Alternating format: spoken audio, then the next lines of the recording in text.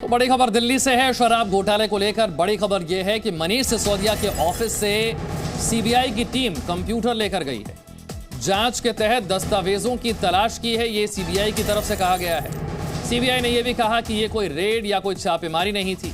मनीष सिसोदिया कह रहे हैं कि पहले भी मेरे खिलाफ कुछ नहीं मिला था और आगे भी मेरे खिलाफ कुछ नहीं मिलेगा, क्योंकि हमने कुछ भी गलत नहीं किया। दिल्ली की शराब नीति, दिल्ली की आबकारी नीति में कथित घोटाले को लेकर मनीष सिसोदिया के खिलाफ भी जांच चल रही है। सीबीआई की टीम ने अगस्त के महीने में उनके घर, उनके दफ्तर, इन सभी जगहों पर छापेमारी की थी।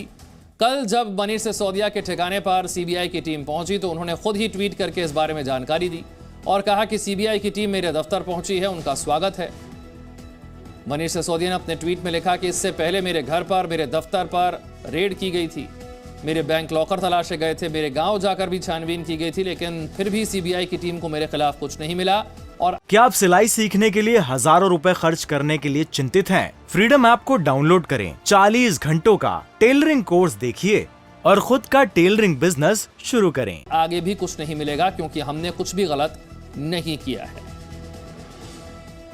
ये उस वक्त की तस्वीरें हैं जब मनीष सिसोदिया के दफ्तर पर सीबीआई की टीम पहुंची थी।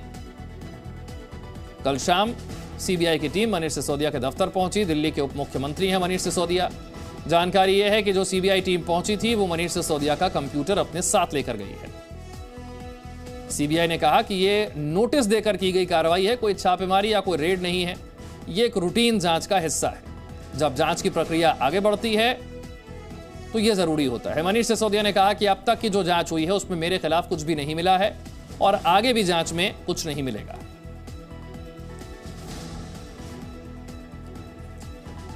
दिल्ली में आबकारी नीति को लेकर एक बार फिर से बीजेपी और आम आदमी पार्टी आमने सामने है। नया घमासान एक बार फिर से सीबीआई की कार्रवाई को लेकर है। दिल्ली की शराब नीति घोटाले के मामले में सीबीआई एक बार फिर उप मुख्यमंत्री मनीष सिसोदिया के ऑफिस पहुंच गई। सिसोदिया के दफ्तर से सीबीआई उनका कंप्यूटर ले गई। इस कार्रवाई के बाद एक बार फिर से दिल्ली की सियासत गर्मा गई। मनीष सिसोदिया ने उनके दफ्तर में सीबीआई की रेड का आरोप लगाया और ट्वीट किया, आज फिर सीबीआई मेरे दफ्तर पहुंची है, उनका स्वागत है। उन्होंने मेरे घर पर रेड कराई, दफ्तर में छापा मारा, लॉकर तलाशे, मेरे गांव तक में छानबीन करा ली। मेरे खिलाफ न कुछ मिला है न मिलेगा। उधर सीबीआई ने छापेमारी जैसी किसी भी बात से इनकार करते हुए कहा कि कंप्यूटर आबकारी केस से जुड़ा एक अहम दस्तावेज है, जिसको लेने के लिए सीबीआई के अधिकारी नोटिस देकर गए थे। ये कोई रेड नहीं है। इस कार्रवाई के बाद आम आदमी पार्टी और केंद्र में घमासान शुरू हो गया है।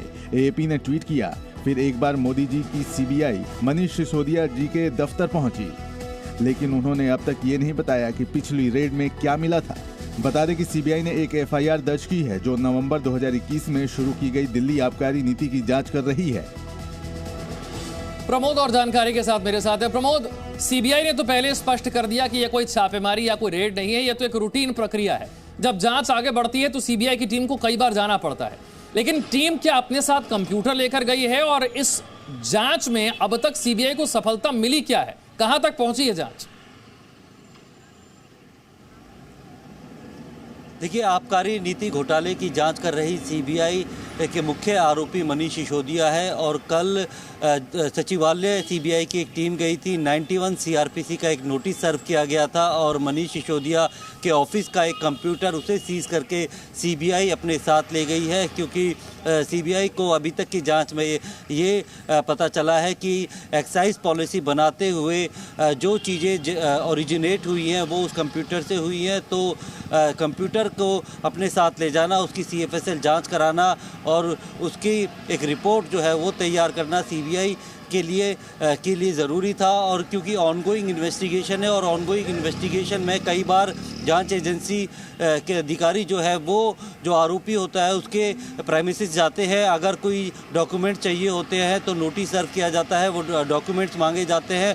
और अगर किसी चीज़ को एग्ज़ामिन करना होता है तो कई बार उसी जगह पर जाके उन फाइलों को एग्ज़ामिन किया जाता है, क्योंकि पॉलिसी से जुड़ा हुआ ये पूरा मैटर है और इसमें फ़ाइल पे किन किन लोगों ने नोटिंग की है, किन किन लोगों ने उस पर साइन किए थे, किसने क्या ऑब्जेक्शन लगाया था, इन सारी चीज़ों को जानने के लिए सीबीआई की टीम कल सचिवालय गई थी, जिसे उप मुख्यमंत्री मनीष सिसोदिया ने रेड का नाम दे दिया था और जिसके बाद सियासी पारा जो है काफ़ी हाई हो गया था।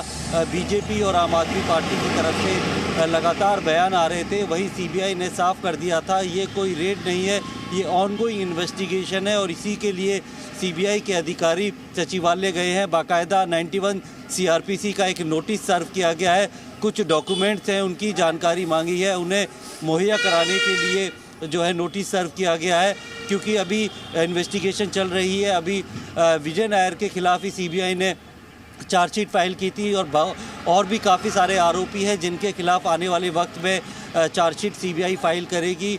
मनीष सिसोदिया से एक बार सीबीआई पूछताछ कर चुकी है और ज़रूरत पड़ने पे दोबारा मनीष सिसोदिया को बुलाया जा सकता है।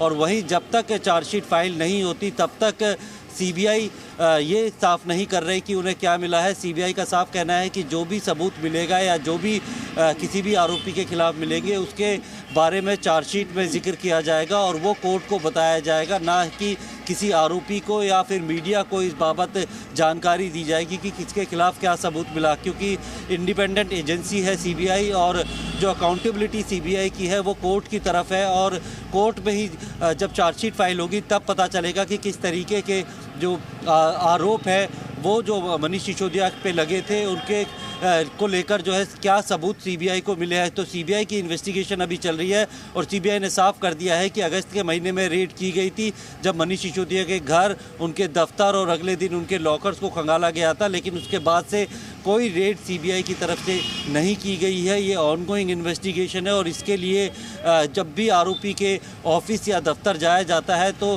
कुछ जानकारी लेने के लिए नोटिस सर्व किया जाता है। इस बाबत पहले ही बता दिया गया था, लेकिन जनता को गुमराह करने के लिए मनीष सिसोदिया ने ट्वीट करके इसको एक रेड का जो रूप दिया है वो बिल्कुल गलत है। और सीबीआई ने साफ कर दिया ये कोई रेड नहीं थी बल्कि ऑनगोइंग इन्वेस्टिगेशन की एक प्रक्रिया थी जो कि आगे भी चलती रहेगी जब तक कि ये जांच चल रही है। और सबूत जुटाने के लिए तमाम जगहों पर जाकर जो है वो एविडेंस कलेक्ट किए जाएंगे, लोगों के स्टेटमेंट रिकॉर्ड किए जाएंगे और अगर ज़रूरत पड़ती है तो डिजिटल एविडेंस या फिर डॉक्यूमेंट्री एविडेंस के लिए कोई भी फाइल या फिर कोई भी डॉक्यूमेंट्स है उसे एग्जामिन करने के लिए सीबीआई अपने पास बुला सकती है, उनसे वो चीज़ मांग सकती है या फिर वहाँ पर जाकर उसको एग्जामिन कर सकती है। क्योंकि जो एलिगेशन लगे थे इस पर पूरी एक्साइज पॉलिसी को लेकर कि गलत तरीके से इसको लाया गया है और इसमें साफ तौर पे जो फ़ायदा है वो पब्लिक सर्वेंट को पहुँचाया गया है, उसके लिए पैसा दिया गया है। और विजय नायर को सीबीआई ने गिरफ्तार किया था, इसमें दिनेश अरोड़ा जो है वो प्रूवर बन चुका है। क्या आप सिलाई सीखने के लिए हजारों रुपए खर्च करने के लिए चिंतित हैं? फ्रीडम ऐप को डाउनलोड करें, 40 घंटों का टेलरिंग कोर्स देखिए और खुद का टेलरिंग बिजनेस शुरू करें।